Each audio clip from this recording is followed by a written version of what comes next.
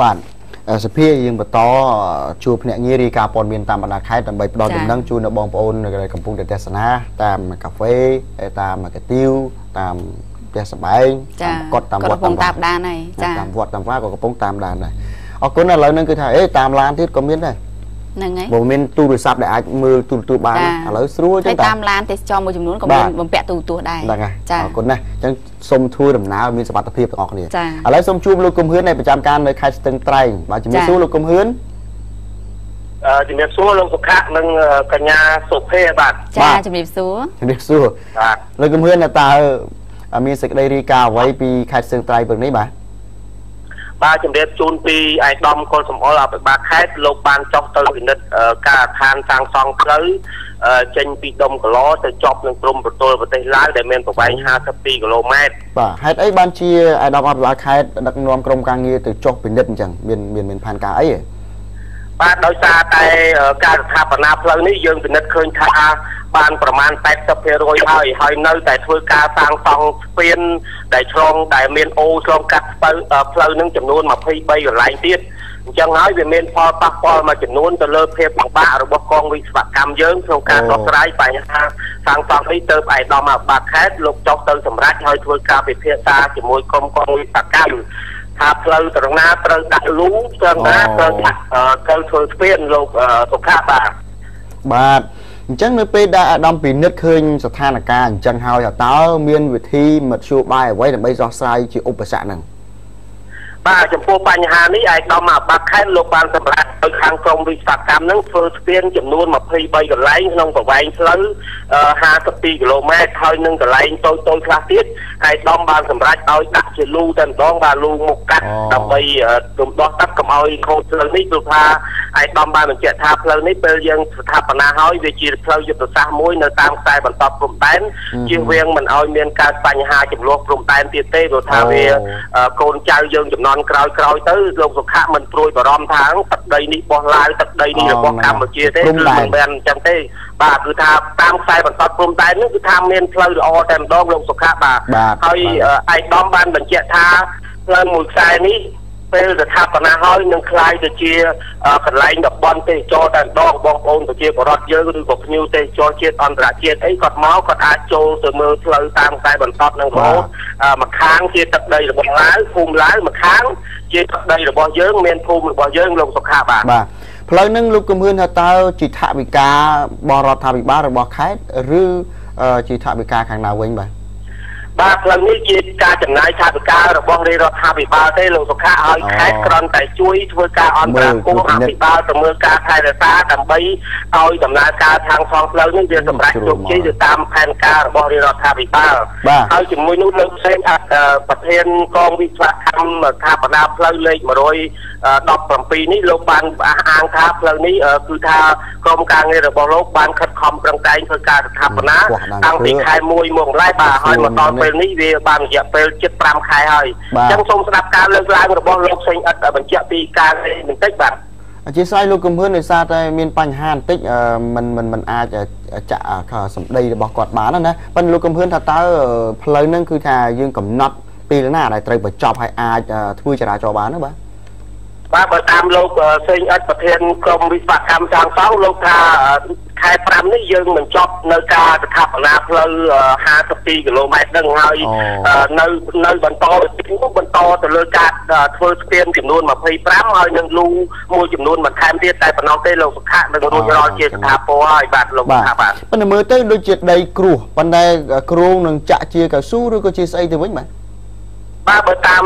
លោកមេបញ្ជាការលោកបានបញ្ជាក់ថាបន្ទាប់ពីយើងធ្វើការស្ថាបនាហើយទាំងស្ពានទាំងផ្លូវហ្នឹងនឹងដាក់ជូនទៅរាជរដ្ឋាភិបាលហើយធ្វើការត្រួតពិនិត្យមើលថាយុទ្ធសាស្ត្ររបស់រដ្ឋាភិបាលនឹងអាចចាក់កស៊ូឬយ៉ាងណាហើយបើតាមសង្ឃឹមច្រើនតាមមតិរបស់ប្រសាសន៍របស់ឯកឧត្តមអភិបាលខេត្តប្រហែលជាឯកឧត្តមនឹងស្នើទៅរាជរដ្ឋាភិបាលចាក់កស៊ូជាយុទ្ធសាស្ត្រសម្រាប់ការអភិវឌ្ឍនៅក្នុងខេត្តស្ទឹងត្រែងតែម្ដងលោកសុខាបាទអរគុណណាស់លោកគឹមហ៊ឿនបាទសូមអរគុណសូមជម្រាបលាបាទជម្រាបលាប៉ិនបើសិនជាមានលុយច្រើនចាក់បេតុងយកហ្មងចារៀបជើងទេនៅស្អាតអានោះព្រោះវាជាផ្លូវកវ៉ាត់បែងចែករវាងកម្ពុជានិងឡាវអញ្ចឹងចេញឲ្យស្អាតយកហ្មងបាទ ឥឡូវនេះសូមជួបអ្នកលោកមុនធឿនម្ដងទៀតចាចង់ឲ្យកញ្ញាសុភាឆ្លើយឆ្លងបាទសូមជើញចាជំរាបសួរលោកមុនធឿនឥឡូវកញ្ញានិងលោកស្ថាប័នចាបាទជំរាបសួរថ្ងៃនេះលោកមានសេចក្តីរាយការណ៍អ្វីពីខាងខេត្តបន្ទាយមានជ័យដែរចាសូមអញ្ជើញលោកចាបាទថ្ងៃនេះមានព័ត៌មានដែលត្រូវជម្រាបជូនគឺខេត្តបន្ទាយមានជ័យនោះមានកន្លែងអាជីវកម្មចិញ្ចឹមកាត់និងមានបណ្ដាគ្រួសារមិនតិចជាង20កន្លែងដែលអាចផ្គត់ផ្គង់ក្នុងទីផ្សារក្នុងខេត្តបានបាទពាក្យពន្ធរឿងនេះលោកហ៊ីសិង្គ្រីនេះជាសង្កាត់រដ្ឋបាលជនផងគោលនេះលោកបានប្រាប់ថានៅខេត្តបន្ទាយមានជ័យក្នុងចំណោម9ស្រុកក្រុងនោះគឺមាន2ស្រុកក្រុងដែលគេពេញនិយមការចិញ្ចឹមកែបហើយបង្កាត់ពូជចិញ្ចឹមទទួលបានផលមានចំនួនប្រមាណជា22កន្លែងនៅក្នុងស្រុកគោលនោះមានចំនួន10កន្លែងចិញ្ចឹមជាលក្ខណៈគ្រួសារក្នុងគ្រួសារដែលមួយកន្លែងមិនតិចជាង10000កូនលោកអាលទេហើយនៅក្រុងស្រីលភ័ណ្ឌនោះមានចំនួន12កន្លែងក្នុង2កន្លែងនឹងគេចិញ្ចឹមជារបៀបអាជីវកម្មហើយមានប្រមាណជារាប់ម៉ឺនកូន10000ក្បាលបាទលោកក៏បានបញ្ជាក់ថាការចិញ្ចឹមកែបនៅក្នុងខេត្តពីជ័យគឺភាគច្រើនគេបង្កាត់ពូជមានពាក្យកណាជាសម្បត្តិនិមិត្តនៅជាស្ដែងនេះកន្លែងនៅសង្កាត់រដ្ឋបាលជលផលគោលនេះគឺបង្កាត់ពូជសម្រាប់លក់ចែកចាយជូនដល់ប្រជាកសិករក្នុងខេត្តនេះចិញ្ចឹមក្នុងតែ10គូហើយស្មើក្នុងមួយឆ្នាំអាចបង្កាត់ពូជបាន2ទៅ3ដងហើយក្នុងមួយដងនោះបានរាប់ម៉ឺនក្បាលមួយផាច់ទៅជាង10000ក្បាលនេះគោណែនោះឲ្យលក់ចែកជូនដល់ប្រជាពលរដ្ឋនោះក្នុងមួយគោនឹងតម្លៃតែ4ទៅ500រៀលទេហើយលោកក៏បានលោកនេះទីក៏លោកក៏បានបញ្ជាក់ថាការបង្កាត់ពូជកង្កែបនេះដោយប្រើទឹកវិលធ្លាក់ដូចជាទឹកភ្លៀងដែលបង្កាត់កង្កែបដោយញីហើយនៅឈ្មោលនេះទៅពេលតែលេចពងហើយត្រូវបានគេចាប់បំបែកចេញហើយខ្លះដល់ពេលដល់កូនកង្កែបនេះក៏ញាស់ខ្លាយជាកូនក្អុកដាច់កន្ទុយហ្នឹងខ្លាយជាកូនកង្កែបនេះអាចត្រូវបានឲ្យចំណីនេះពីមួយថ្ងៃនេះអាចតែបាន3ដងហើយអាចចំណីដែលត្រូវបានឲ្យនោះគឺចំណីដែលយើងទិញពីផ្សារដែលចាប់គឺចំណីលេខ2ចាក់គ្នាហើយការក្រោយពីគេបង្កើតឲ្យចំណីទៅហើយនោះកែបដែលគេដូចថាកែបសម្រាប់ដែលអាចថាលក់ឲ្យកាត់ពូជហ្នឹងក្នុងមួយថ្ងៃហ្នឹងគេឲ្យ2ទៅ3ដងហ្នឹងហើយចំពោះកែបសាច់ហ្នឹងគេឲ្យចំណីមួយថ្ងៃហ្នឹង3ដងហើយរយៈពេល3ខែក៏កែបមិនអាចចាប់ទៅលក់នៅក្នុងទីផ្សារបានហើយដែលកង្កែបដែលគេអាចថានឹងរយៈពេល3ខែនោះបើគេគិតទៅថាក្នុងកង្កែប4ទៅ5ក្បាលនោះក្នុង1គីឡូអាចមានចំនួនរហូតដល់1គីឡូក្រាមនោះបាទហើយទីផ្សារដែលត្រូវបានយកទៅលក់ក្នុងកង្កែប1គីឡូក្រាម1គីឡូនោះគឺតម្លៃមិនតិចជាង15000រៀលទេបាទពីពលលោកខាងបាទពេលនេះត្រូវបានបញ្ចប់แล้วនោះបាទបាទអរគុណលោកចាអរគុណលោកវុនធឿនចាអាកែបក្រោយនេះប្រហែលជាកែបនេះលើកសាច់ដុំលើកអាល់តែអរិយមើលទៅម៉ាប់សាច់ដុំធំកង្កែបមានផ្ទៃពោះហើយត្រូវមានស្អីមានញីមានឈ្មោលរស់នៅជាធម្មជាតិរបស់វាណាបាទមានដូចយើងដូចនារីបរោះអីចឹងដែរតែថាយើងមានប្រពៃណីជំនាញរំលោភច្បាប់ដល់លបងកែបគឺថាមិនចាំបាច់ច្បាប់ទៅលាប់អីទេឲ្យតែភ្លៀងធ្លាក់គឺថាជាច្បាប់របស់ខ្ញុំហើយអាហ្នឹងគេហៅថាកង្កែបអីកង្កែបយំអុកនៅក្នុងបឹងអីណា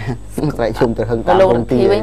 ចូលចិត្តណាស់តែមិនមែនថាចូលចិត្តអីគ្រាន់ថាគាត់ស្គាល់ប្រភេទកែបច្បាស់ព្រោះដូចថាគាត់ធ្លាប់ធ្វើជាអ្នកកសិករអីដែរអញ្ចឹងណាធ្លាប់ជឿកែបមែនទេអរេតែខ្ញុំវាមិនស្គាល់ប្រភេទដែរមានកែបខ្លះកូនកែបកលន់តណាកលន់តយកមកលីងទៅថ្នោតជូរឆ្ងាញ់អរគុណដែលពេលវេលាគឺបានមកដល់ទីដែលខ្ញុំត្រូវសម្រាប់ទៀតហើយដូច្នេះខ្ញុំសូមអនុញ្ញាតសម្រាប់ផ្លែសិនតែទៀតយើងខ្ញុំនឹងភ្ជាប់ទូរស័ព្ទទៅកាន់ភ្នាក់ងារផ្សេងៗនៅទីទៀតបាទ